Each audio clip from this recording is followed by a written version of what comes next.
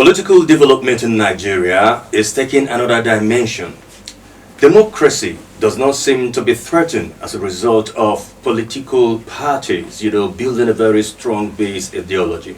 However, the question that begs for answer is a series of defections by politicians jumping off ship from one political party to the other. If Nigeria's democracy is fashioned after the similitude of the United States, why are our political parties having the feeble ideologies? Hello dear, thank you for joining us on Political Affairs on Karma TV. My name is Chris Jacobs. I've been joined by retired Air Vice Marshal Dahiru MNI. He joins me now to further the conversation on the journey so far. General, it's a pleasure to have you on Political Affairs. It's my pleasure too. Now, let me try to infuse myself into the regimentation properly so that the conversation will be smoothly. Now that you are in the civilian space, you're no longer, subjugated into the regimentation. How is life with you as a retired general? Thank you very much. Let me first of all thank you so much for inviting me to come to this place. And I thank you for all the beautiful job you've been doing, Karma. Life after retirement is very beautiful because you are having freedom to wake up at your own time, freedom to plan for yourself, and freedom to do what you want to do. While you are in the military, you don't have that freedom. You are working under command and under the government. So it's very interesting. And another interesting part of it is that you are an MNI. Yes. And I understand that no one goes to that school or that training just on its own without you being nominated. Yes. That shows you have done incredibly well when you were serving in the military. Yes, the nominations to go to the National Institute for Policy and Strategic Studies, Kuru, is based on nomination, and the nomination has to come from the office of the Vice President. For those of us in the military, we have when it is time for us to go on strategic courses. And when it is time for going for these strategic courses, they will nominate us to different locations. Some will go to National Defense College, some will go outside the country, while others will be nominated to go to the National Institute.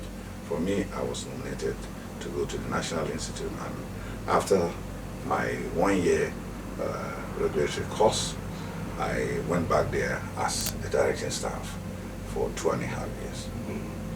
All right, interesting. Now, I also understand that while you were in the military as a general, you've been following development politically in Nigeria, and perhaps you might have used your binoculars, to see the trends of events in terms of politics. How would you describe Nigeria's political development since the return to democracy in 1999? Will you say Nigeria has experienced a growth, in democratic development and democratic dividends in Nigeria? Yeah, that's a very big question you're asking me. I wish you asked me this question when I was in the military. But now that I'm a politician, I have to say it as you feel it. Yes. Yes, the political development in Nigeria is good. From 1999 till date, we've not experienced any coup d'etat or any interruption from the military or any outside interference. However, in terms of political democratic dividends, I feel the country is being deprived good democratic dividend from the political space, because what is happening now is many people look at governance as a tea party. Just like go in out there and go and contest for an election, win election, and once you win, go and enjoy yourself. They've forgotten that it is a social responsibility. You are signing a contract between you and the people. That's right. You are supposed to serve them, but they don't look at it from that angle. once they win, they become masters. When you go, they are masters to the people that voted them. Whereas they are supposed to be servant to the people that voted them. They are people who are supposed to be sent to the federal or to the state level to go and converse for developmental infrastructure or whatever for the people. But whenever they come into office, they just... But do you blame the politicians or the system? I don't want to blame the system, because the system in Nigeria, I believe right from the Second Republic, the First Republic, they did better. There's a lot of corruption. Getting a democratic to be elected democratically is very expensive. People spend a lot of money before they get elected into offices. And as such, when they win this election, it's like, let me recoup what I spent. Yeah. I don't see the reason why to be nominated for the post of a president. I don't know, is it 100 million? 100 million. Or, I don't know, Funds. Senate 500, House of Reps, Senate 50 million. Where are they going to get the money? Why do you want that politician to get that money? And when he's elected, what do you want him to go and do? Because he need to get that money, he need to go and contest, campaign, spend money, do a lot of things. And when he goes to office, he will be thinking of recouping the money he spent. Is democracy expensive? Democracy is not supposed to be expensive. People who have the capacity, even lecturers, all the youths that are out of the universities that have the capacity to contest for elected positions are supposed to go in there whether they have money or not. Provided, because with your submissions now, it's like a lot of politicians and aspiring politicians, take politics as the easiest way to make money. And that's the more reason why you see quite a number of persons just want to venture into politics. And we have seen a lot of them who have become senators, who have become governors, who have become members of State House of Assembly, recouping, just like you said, money that they expended during campaigns. And today they become so much wealthy, living a flamboyant life. So that, again, has become a trigger for the desire to venture into politics. But is it supposed to be like that? It's not supposed to be like that. In fact, I can tell you that politics, the way I see it happening in this country, is like a business. Politicians don't even want any other person to venture into politics. It's as their own business ground. Don't come in and interfere with what we are doing, which is very bad. Because if you cannot perform, if the people are not happy with you, you are supposed to be voted out.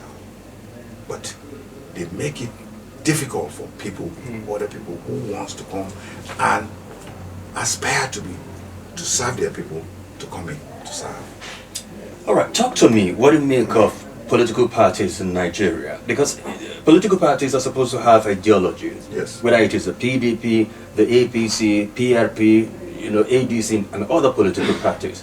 But are you concerned about the gale of defection that we see, trending in the political space today? Are you worried that perhaps one day, somehow, Nigeria might navigate towards one-party system? I'm so worried about what is happening in the country today. I just ventured into politics, and I am a member of People Democratic Party. Because People Democratic Party is a big party in Nigeria. Indeed. And they've been in power for some time, even though they lost power to the All Progressive Congress. I know we have the Progressives and the Democrats. But along the line, I realize that politicians have changed the issue of ideology into personal interest. When it doesn't happen to me here, I better go to this side and go and get what I want to get from that side. So do you blame the politicians for defecting, or you blame the party for not being definitive in their ideology? The party is just a platform. The Constitution, the Nigerian Constitution, is where we should blame. There should be a caveat in the Constitution where politicians will not be allowed to defect. And even if they do, they should abdicate the seat that they were voted into. They should have it in the constitution that will stop politicians from defecting from party they elected, they voted them into power to another political party. All right, we'll take a breather, but I would like you to ponder on this. Let's collapse the conversation a little bit to Adamawa State. But being a military officer, of course, let's be fair to discuss a little bit of security, because without discussing, you know what Nigeria is going through. So when we come back from this short time out, but we'll still collapse the conversation to Adamawa State. But you still talk about the improvement in terms of architectural security architecture, you know, in fighting the series of insurrections we experience in the country today. Thank you. All right. Well, you're watching Political Affairs on Camera TV. We'll take a short break, and when we return, there'll be more on this conversation. To join us again.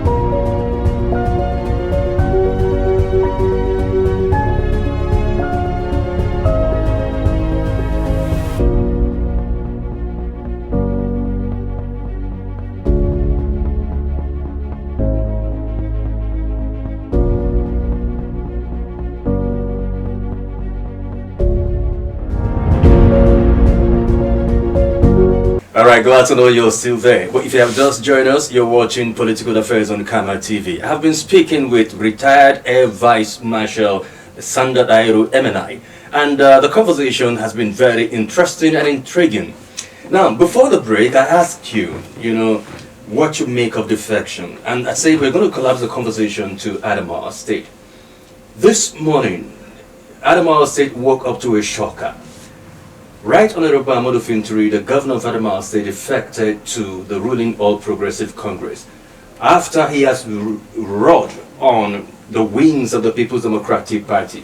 And he has even made a mess of the All Progressive Congress even before now, using a Hausa adage that Lala Jeche Masa, which means a rotten rice cake.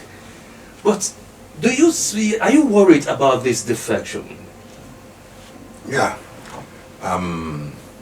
While I would not want myself to be thrown into the statement that you say he had made before, because politicians can say anything at any time. That's right. Yeah, depending on what happens at that time.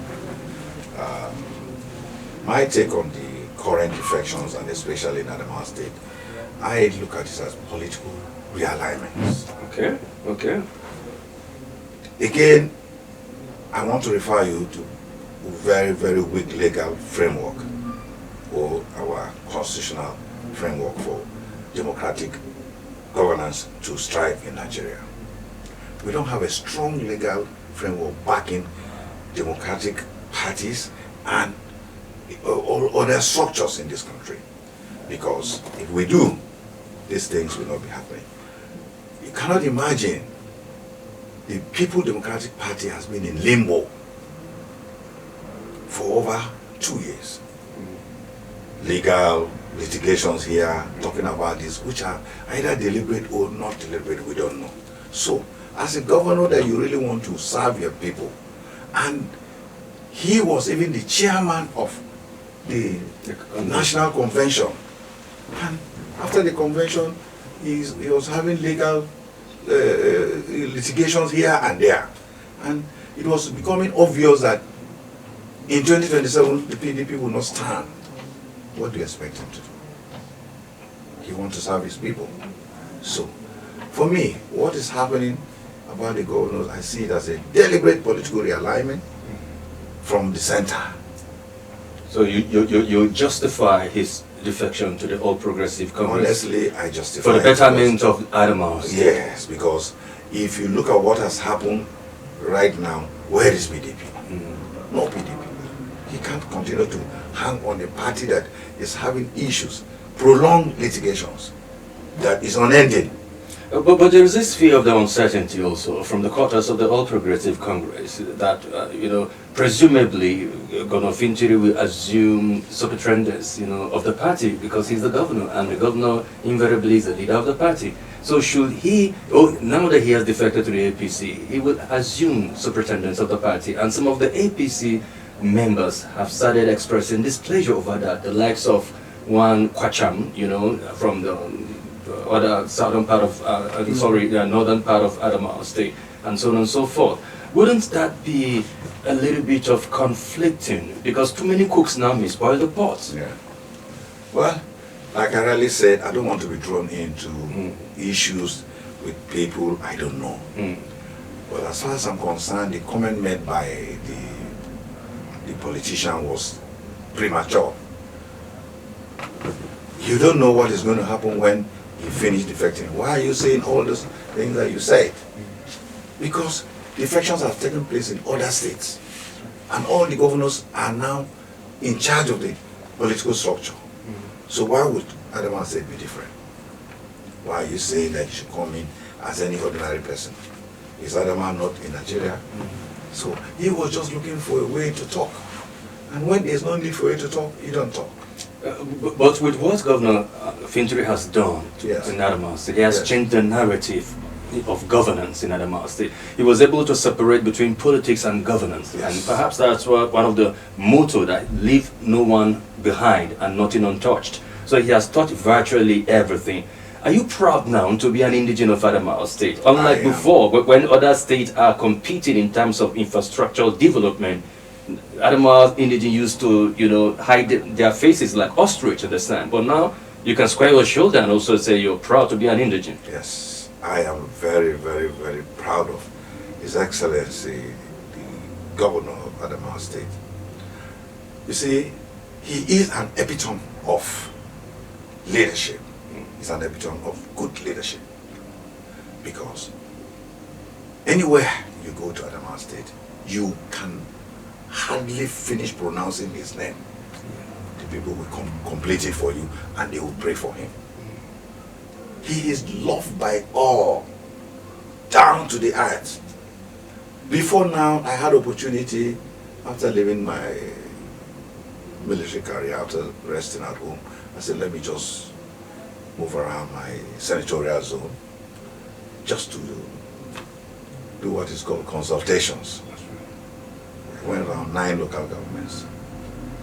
Anywhere I open my mouth, I want to pronounce his name, prayers is coming. He's reaching out to the people. This is what is called governance. So, as he's even stepping out of PDP to APC, everybody is telling him, Kafanka, Kafam. Do you know the meaning? It is not said anywhere. Moving of governors from other political parties to APC is not the way it is done in Adamawa. The entire structure, the people are moving with him. I can assure you, they are pleased with him. It's because of good governance. Yeah. And before he came to office, during his first tenure, in his inaugural speech, he said he was going to give a big blow to the dreaded Sheila boys that have, maimed, killed, distorted the peaceful coexistence of Adamawa indigenes. And we have seen clearly that he has done credibly and remarkably well, halting the activities of Sheila boys in Jamaica. Now, as a retired general, how will you applaud or describe the security architecture in terms of his disposition to dealing with all these criminal elements that has given a lot of indigenes sleepless nights? Again, I will tell you, I'm proud to be from Adamawa State, because when I was in service, I used to have conversation with some of the service chiefs. I mean, the commissioner of police, the brigade commander, and the Air Force chief, because they are people that I always meet on a daily basis. That's right. Governor Fintiri is an epitome of a leader. I will say that many times. He was with them. He was carrying them along. They were at home. They don't want to leave Adamawa.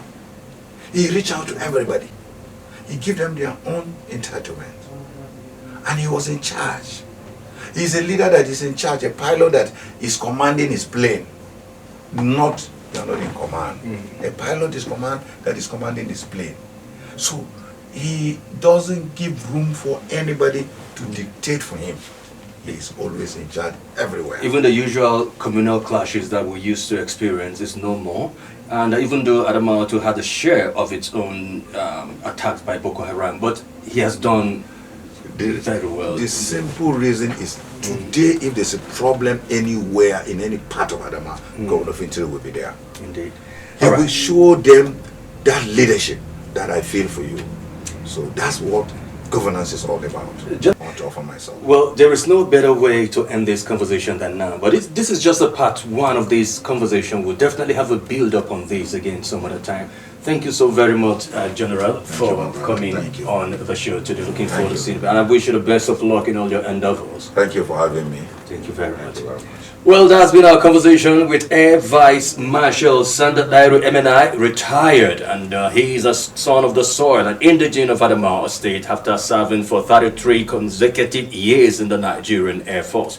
He might likely venture into politics. Follow the conversation on our YouTube page as well. You can follow all our pages of Karma TV. My name is Chris Jacobs. God bless Nigeria.